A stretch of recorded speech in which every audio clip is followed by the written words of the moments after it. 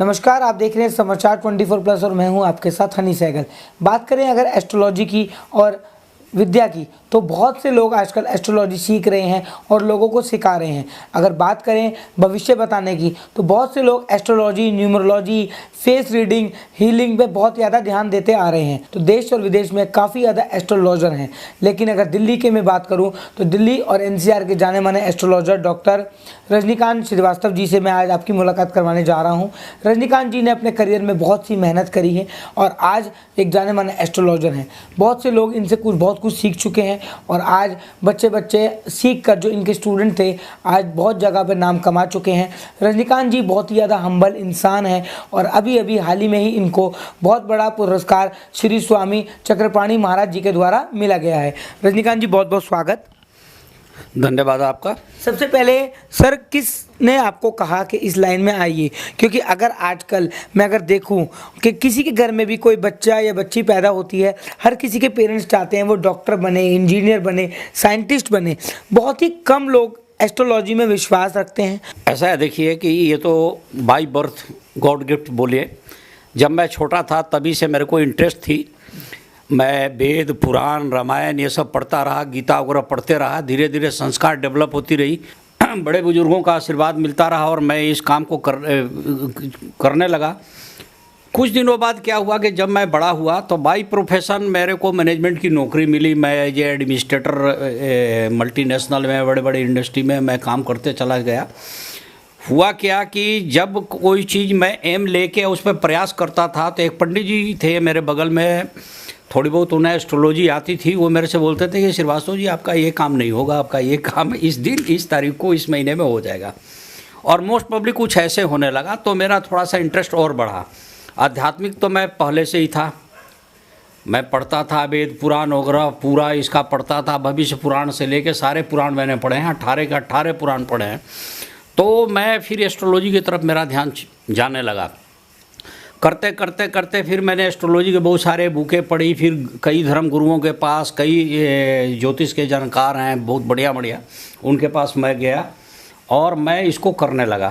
करते करते मैंने क्या देखा कि मेरी प्रिडिक्शन सही होने लगी और जो मैं कैलकुलेशन करके रख देता था, लगभग मोस्ट प्रोबेबली 90%, देखो 10% तो भगवान अपने हाथ में रखता ही है, वो काम सफल हो जाता था और मैं सक्सेस होने लगा। फिर लोग मेरे पास, ये सब चीज़ें छुपती नहीं है, देश काल पात्र के अनुसार मैं भविष्यवाणी करने लगा।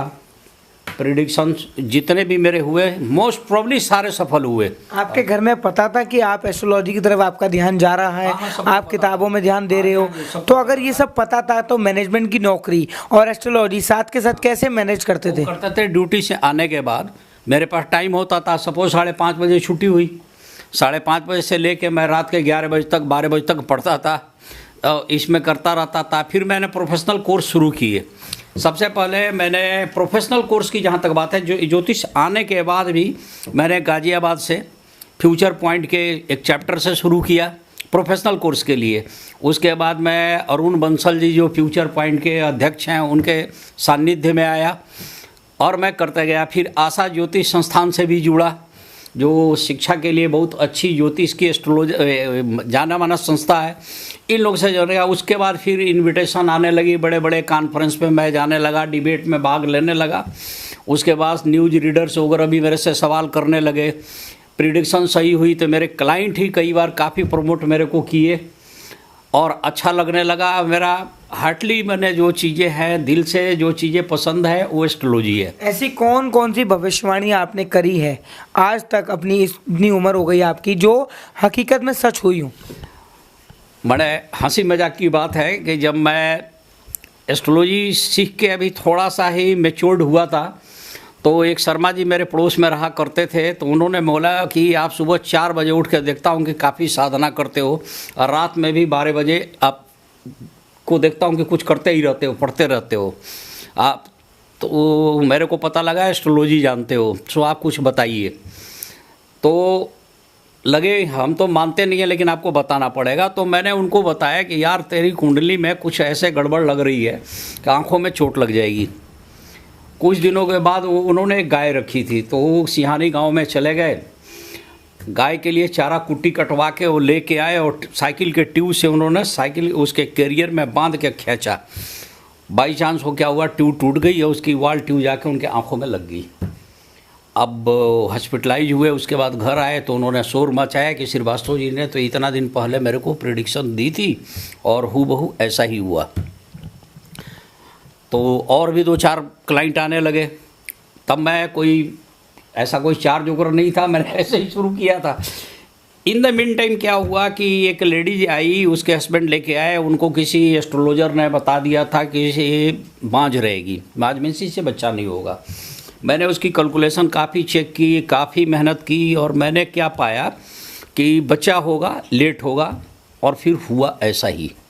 तो इस तरह से मेरा एस्ट्रोलॉजी की तरफ इंटरेस्ट चला गया और सैकड़ों मेरी प्रिडिक्शन एकदम करेक्ट हुई। बड़ा टफ चीज़ें लिया, सबसे ज़्यादा फोकस किया मैंने उस टाइम में कि 9 ग्रह का बैलेंस करना और 9 ग्रह का इफेक्ट मानव जीवन पर क्या पड़ता है। पेरेंट्स का किस तरह से सपोर्ट रहा? क्योंकि अगर मैं मानता हूं कि अगर किसी भी काम को करने के अगर आप पीछे लग जाओ और आपका एम हो तो आपका सबसे ज़्यादा मेन रोल होता है पेरेंट्स का, उसके बाद अगर आता है तो वाइफ का घर में, क्योंकि एक गृहिणी ही होती है जिसको अगर हम बोलें कि उसका रोल सबसे ज़्यादा रहता है। तो पहले मैं पूछना चाहूँगा पेरेंट्स ने किस तरह से आपको सपोर्ट किया कि आप इस लाइन में आगे बढ़िए? पेरेंट्स को सब कुछ पता था जैसे कि आप बता रहे हैं। ऐसा है, मम्मी पापा ने कभी ऑब्जेक्शन नहीं किया, सपोर्ट ही रहा, कभी कोई ऑब्जेक्शन नहीं किया। एक बार ज़रूर बात आई थी कि बाई कास्ट हम लोग कायस्थ हैं, तो कायस्थों में बहुत लोग नॉनवेज खाते हैं, मैक्सिमम लोग खाते हैं।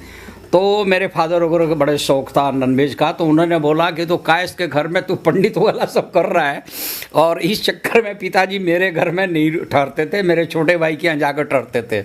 अगर गांव से कभी आ गए तो मेरे पास कम ठहरते थे, छोटे भाई के यहाँ जाके ज़्यादा ठहरते थे और आते थे तो दिन में रहते थे, शाम को चले जाते थे। उन्हें शौक था।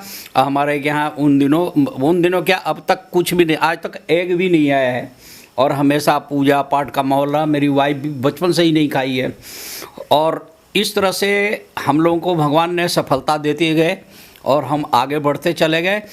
एक के बाद मेरे को सफलता की सीढ़ी भगवान के द्वारा मिली। सबसे ज़्यादा खुशी तब होती है कि प्रेडिक्शन मेरी करेक्ट होती है और मेरे जो जानने वाले लोग हैं मिठाई का डब्बा लेके, गुरुजी ये लीजिए आपके कारण मेरा ये काम सफल हुआ। अब सपोज आज संडे था, मैं घर में था, सुबह से लेके अब तक कम से कम 10 आदमी 10 पैकेट मिठाई लेके आ गए और मेरे को खुशी हुई कि मैंने इनको ये बात बताई। गुरु को तभी खुशी होती है जब उसका शिष्य आगे बढ़े और उसके शिष्य के जीवन में जो कोई परिवर्तन आए।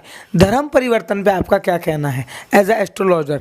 क्योंकि बहुत जगह पर धर्म परिवर्तन करवाया जाता है। हमारे पास कई बार मुसलमान लोग आते हैं, मुसलमान अच्छे लोग आते हैं, पढ़े लिखे लोग भी आते हैं और वो कुंडली बनवाते हैं। उसमें कई लोगों के साथ मैंने क्या देखा कि उनके फैमिली मेंबर नहीं मानते तो कुंडली बनवा के पेड करके पैसा, कुंडली फिर मेरे घर ही मेरे कस्टडी में छोड़ जाते हैं। कुछ मुस्लिम भाई हैं उसको लेके भी जाते हैं।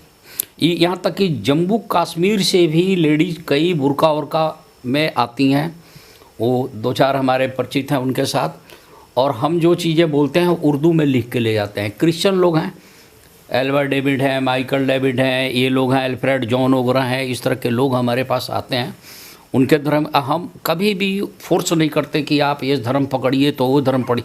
भाई जिस धर्म को में आपकी श्रद्धा आप पैदा हुए हैं आप उसको मानिए। अच्छा, अभी आपको सबसे बड़ा पुरस्कार मिला, वैसे तो आपको कई पुरस्कार मिले हैं लेकिन अभी हाल ही में ही आप इस वीडियो में देख सकते हैं स्वामी चक्रपाणी जी महाराज रजनीकांत जी को बहुत बड़ा पुरस्कार दे रहे हैं बेस्ट एस्ट्रोलॉजी के लिए। तो इतना बड़ा जो आपको पुरस्कार मिला, इसके लिए लेकर कैसा लगा?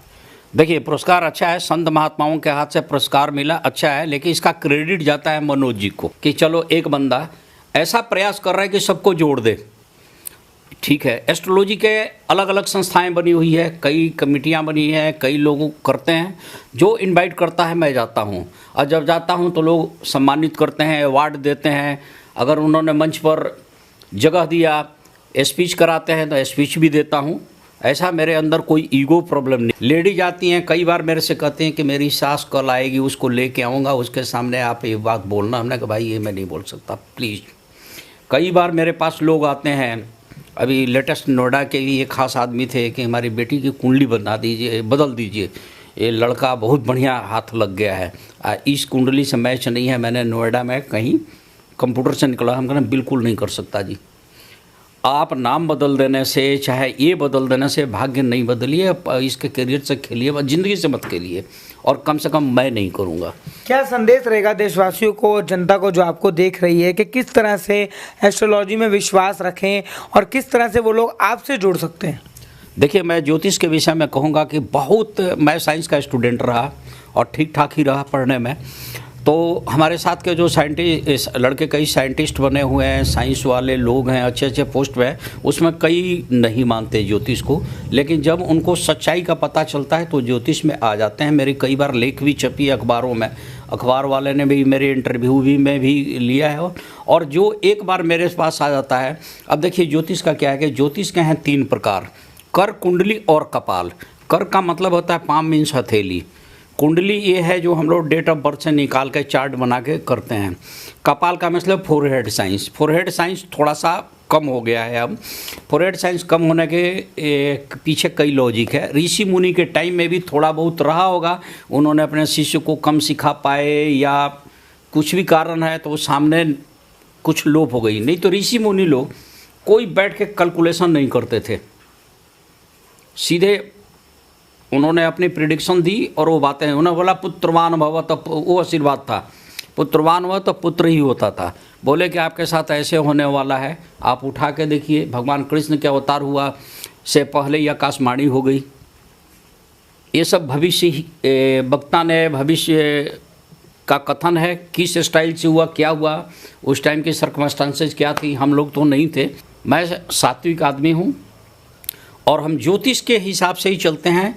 ज्योतिष का जो बेस है 9 ग्रह के आधार पे है, 5 तत्वों के आधार पे है, जैसे कि वास्तु का है, और हम गॉड को मानते हैं, हमारे इष्ट देवता हैं, हम इनको मानते हैं। हम उस हिसाब से प्रिडिक्शन करें, डेट ऑफ बर्थ जिनकी है उससे कर लेते हैं।